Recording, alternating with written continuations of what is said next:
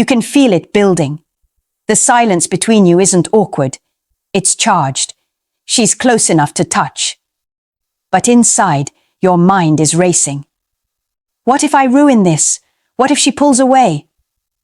So you either say nothing, or you blurt something clumsy that shifts the energy instantly, and just like that, attraction evaporates. Here's the truth. Asking for sex isn't about courage, it's about control. Women don't reject desire, they reject instability. If your request feels like pressure, her body shuts down. If it feels calm, clear, and respectful, she relaxes into it. The difference isn't the sentence, it's the psychology behind it. In this video, I'll show you how to make that first move in a way that protects the connection instead of sabotaging it. Before we talk about hygiene, timing, or even the words you'll use, we need to address something far more important, the psychological frame you bring into that moment. Asking for sex is not a technique. It's not a line. It's not a clever transition. It is a power dynamic. Women read your emotional state long before they process your sentence. Long before you say, "I want you," she has already measured your posture, your tone, your pace, your eye contact. Research in social psychology, including work by Carney, Cuddy, and Yap in 2010 on nonverbal expressions of power, suggests that people form impressions of confidence and dominance within seconds based purely on body language. Even when the findings were debated, one truth remained consistent. Perception shifts before words ever do. That means this is not about what you say. It's about who you are being when you say it. If you ask because you need reassurance, she will feel that pressure. If you ask because you're afraid she might leave, she will feel that instability. If you ask because you're trying to secure validation, she will feel cornered. But when you ask from grounded desire, calm, steady, unhurried, the dynamic changes. Now you are not seeking approval. You are expressing intention. Imagine two men saying the exact same sentence. "I'd like to take this further." One says it with tight shoulders, nervous laughter, eyes searching for permission. The other says it slowly, grounded, holding eye contact, prepared for either answer. Same words, different outcome. Here is the truth most men don't want to hear. She doesn't fear sex. She fears feeling cornered. The moment she senses that your desire comes with expectation or entitlement, her nervous system shifts into defense. Attraction cannot survive in a defensive environment. So before you think about asking her anything, regulate yourself. Slow your breathing, relax your body, accept internally that she may say no, and that you will remain steady either way. Because the first thing you must control is you. Now that your internal frame is steady, we move to something most men underestimate: your physical readiness. This is not about vanity. This is about signaling. Hygiene is not just cleanliness. It communicates discipline. It communicates self-awareness. It communicates whether you respect your own body, and by extension, whether you are capable of respecting hers. Take a shower. Every day. Not quickly. Intentionally. Pay attention to your armpits, your groin, your feet. Dry properly. Wear clean socks. Trim your nails. Brush and floss. Groom facial hair. Control body odor. Keep your skin moisturized. These are not optional details. They are baseline standards. And no, this is not about impressing her with cologne. It's about removing subconscious barriers. Psychologists refer to something called the primacy effect, the tendency for first impressions to disproportionately influence later judgments. Nalini Ambady and Robert Rosenthal's 1992 research on thin slicing demonstrated that people form surprisingly accurate evaluations of others within seconds based on minimal information. Seconds. That means before she consciously decides whether she wants to be intimate with you, her brain has already scanned for cues. Are you clean? Are you put together? Do you look like a man who manages himself? If she subconsciously registers neglect, dirty nails, bad breath, unkempt hair, her nervous system shifts into caution. And once caution is activated, desire struggles to breathe. You want her to feel safe taking her clothes off with you. Start by showing you respect your own body. Because here's the deeper layer most men miss. Poor hygiene doesn't just signal messiness. It signals lack of discipline. And lack of discipline creates doubt. Doubt reduces attraction. On the other hand, when you are clean, composed, and well-groomed, you remove friction. You create neutrality. And neutrality allows attraction to move forward naturally. This is not about becoming hyper-groomed or obsessively polished. It's about eliminating unnecessary resistance. Think of it this way. Intimacy already requires vulnerability. If she has to override discomfort on top of vulnerability, you've made her job harder, and attraction rarely survives unnecessary effort. Your physical presentation is not the seduction, it's the foundation. It says, without words, I handle myself. I pay attention. I am not careless. And when a woman feels that you are not careless with yourself, she is far more likely to trust that you won't be careless with her. Body readiness isn't superficial. It is biological groundwork for attraction. Now we move to the moment most men overcomplicate. The words. You can be clean, you can be grounded, but if your language is vague, evasive, or manipulative, you undo everything. Clear and respectful language is not just polite, it is powerful. When a man says, "So, do you want to come chill?" what he's really saying is, "I don't want to take responsibility for what I'm suggesting." Vagueness is often disguised fear. It gives you an escape route, but it also signals uncertainty. And uncertainty weakens attraction. Direct communication, on the other hand, signals emotional maturity. It tells her you are not hiding behind ambiguity. You are not pretending this is something else. You are owning your desire without forcing it on her. Compare this. "Wanna hang out at my place?" versus, "I'm attracted to you. I'd like to take this further if you feel the same." The second statement carries intention. It carries accountability. And most importantly, it leaves space for her choice. Research from the Gottman Institute on Relationship Dynamics consistently shows that couples who practice clear, direct communication report higher levels of satisfaction and stability. While their work focuses on long-term relationships, the principle applies here. Clarity reduces anxiety. Ambiguity creates it. When you are unclear, she must decode you. And when she has to decode you, she shifts into analysis mode instead of desire mode. There's another mistake men make. Sudden sexual escalation with no emotional buildup.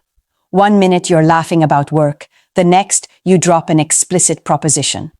That jump feels disjointed, and disjointed energy feels unsafe. Sexual tension should be layered gradually. Eye contact deepens. Conversation becomes slightly more personal.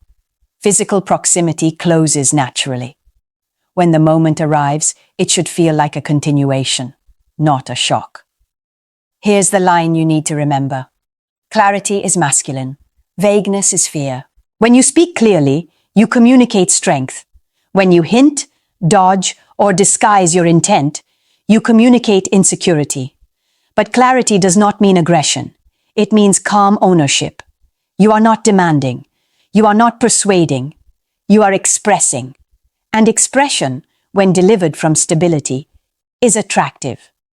Because a woman would rather respond to honest desire than try to interpret hidden motives. Now we go deeper. Because even if you are grounded, clean, and clear, none of it matters if she does not feel emotionally safe. The first time sex is discussed between two people, something subtle happens. Vulnerability enters the room. And vulnerability is not casual for women. It is neurological. Attachment theory, originally developed by John Bowlby and later expanded by Hazan and Shaver in 1987, shows that adults carry attachment patterns into romantic dynamics.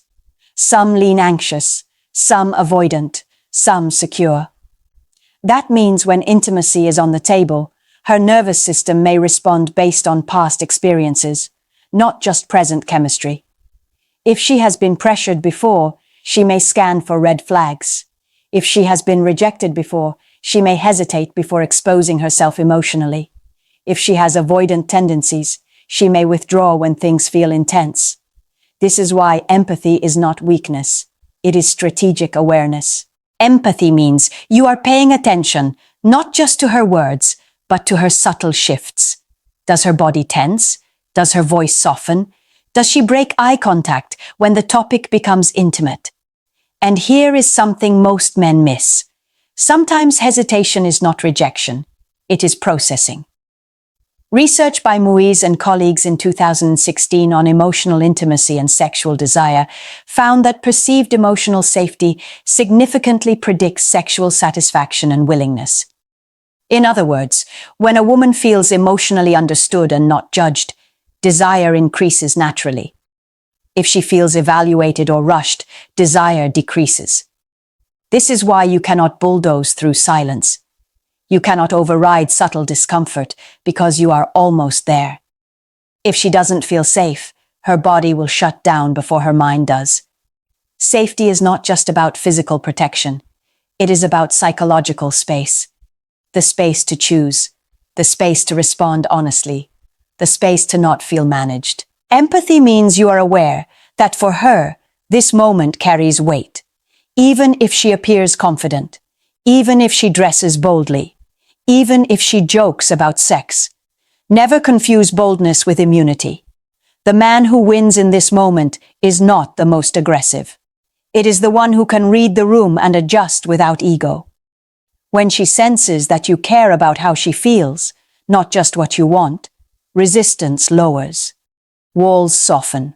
Trust increases. And trust is the bridge between attraction and intimacy. Now we arrive at the line that separates a grounded man from a reckless one. Consent. Not performative consent. Not rushed, awkward, checkbox consent. Real consent. The original structure is simple. Ask directly, confirm clearly, and we keep that. But understand something deeper.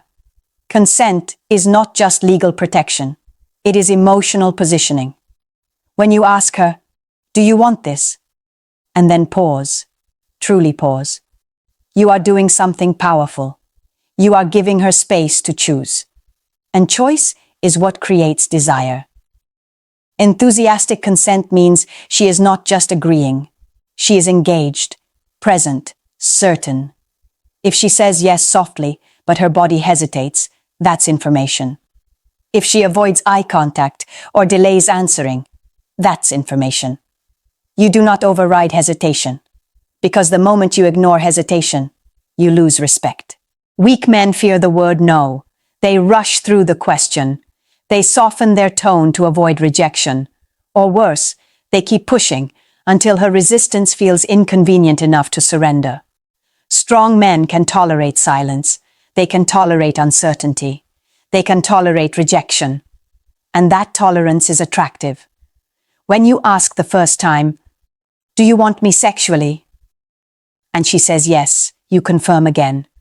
Not because you doubt her, but because you are anchoring certainty. Are you sure? Is not insecurity when it's calm. It's leadership.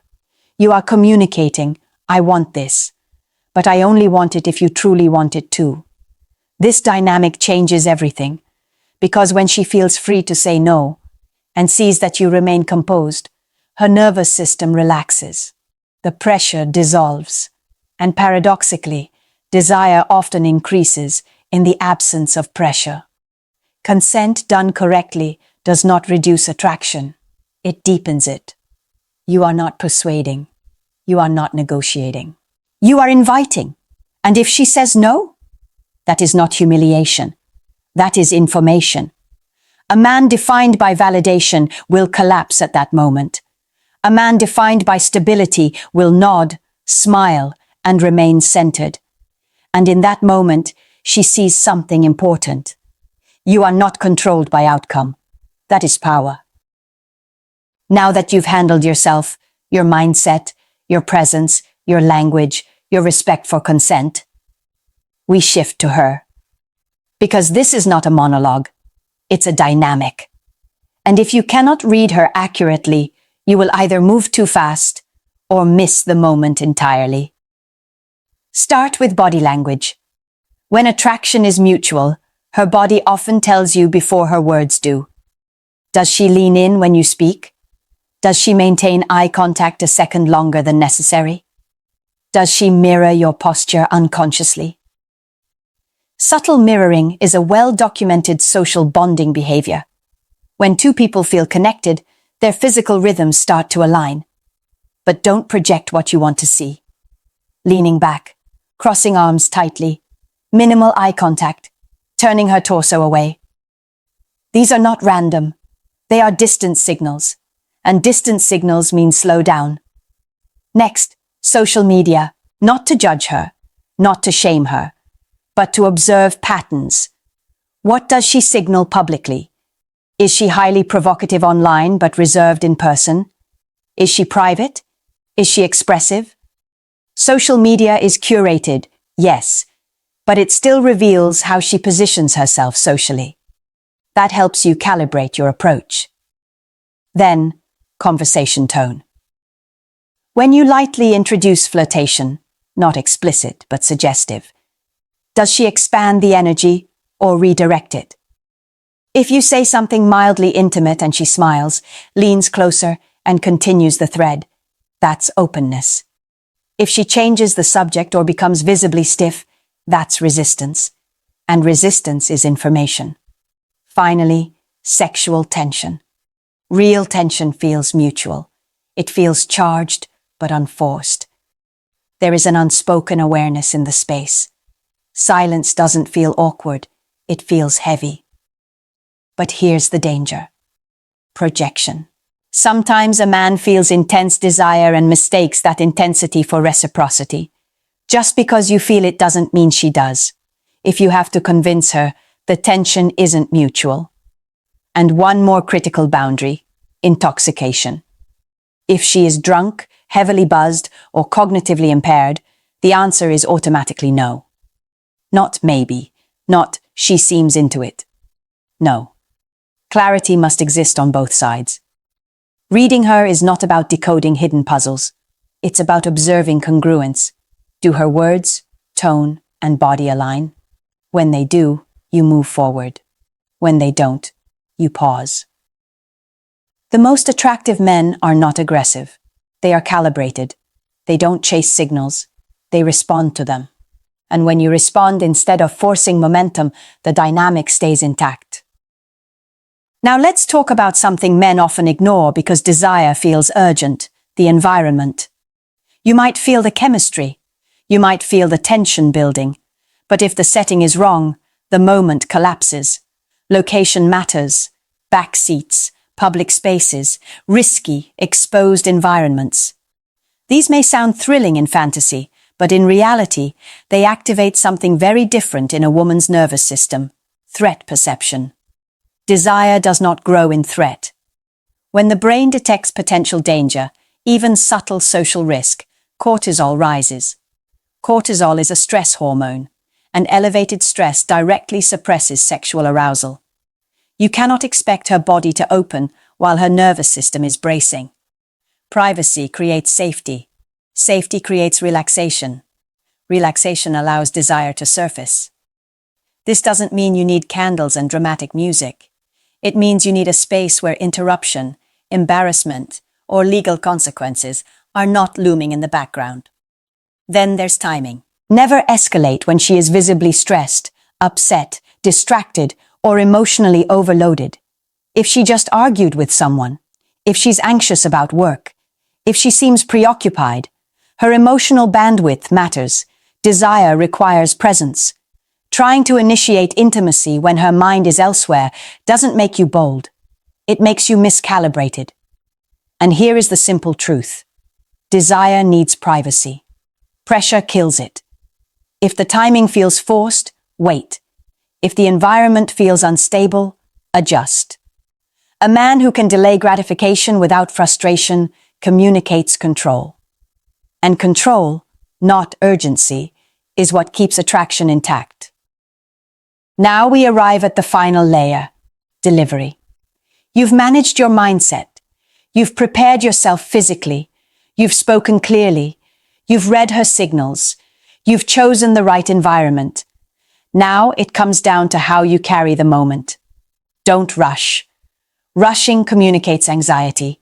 Anxiety communicates scarcity. And scarcity weakens attraction. Slow movements, calm tone, unhurried presence. Let the energy build instead of trying to force it to peak. And remember, the first experience matters. Not because it has to be perfect, but because it sets the emotional imprint. If she feels respected, desired, and safe, she associates you with positive vulnerability. If she feels pressured or rushed, she associates you with caution. Too many men make the mistake of making intimacy about their urgency. It is not about finishing. It is about leading the experience. Now let's address the moment men fear most. She says no. If she hesitates. If she declines. If she says she's not ready. This is where your value is either reinforced or destroyed. Anger? You lose. Sulking? You lose. Trying to negotiate? You lose. Calm acceptance? You rise. Rejection doesn't lower your value. Your reaction does. When you respond with steadiness, I understand, and genuinely mean it, something powerful happens. She feels respected. The pressure evaporates, and the dynamic remains intact. You can suggest alternatives that maintain intimacy without crossing her boundary. A massage, holding her close, simply staying present. Not as manipulation, but as connection. Because sex is not the ultimate goal. The dynamic is. And when you protect the dynamic, intimacy often follows naturally. Let's bring this back to center. Asking for sex for the first time is not about boldness. It's not about pressure. And it's definitely not about rehearsed lines. It comes down to 4 pillars. You, your internal stability, your discipline, your emotional control. Her signals, her safety, her boundaries, her nervous system. The environment, privacy, timing, context, and delivery. The calm, grounded way you handle both yes and no. Most men obsess over the sentence. They think there's a magic phrase that unlocks intimacy. There isn't. Women don't respond to the request. They respond to how you show up in the moment of request. If you are steady, clean, direct, empathetic, respectful of consent, aware of context, and emotionally unshaken by outcome, you don't just increase your chances of sex. You increase your value. And here's the truth that separates boys from men. The right woman won't need to be convinced. She'll need to feel safe, seen, and led. You don't need manipulation. You don't need pressure. You don't need to override her hesitation. You need composure. If you're serious about understanding women, instead of guessing, subscribe. Stay here. This is where we replace confusion with clarity and neediness with control. And I want to hear from you. What insight hit you the hardest? Drop it in the comments. Share this with a man who needs to hear it. You don't need to become someone else to lead. You just need to become steady.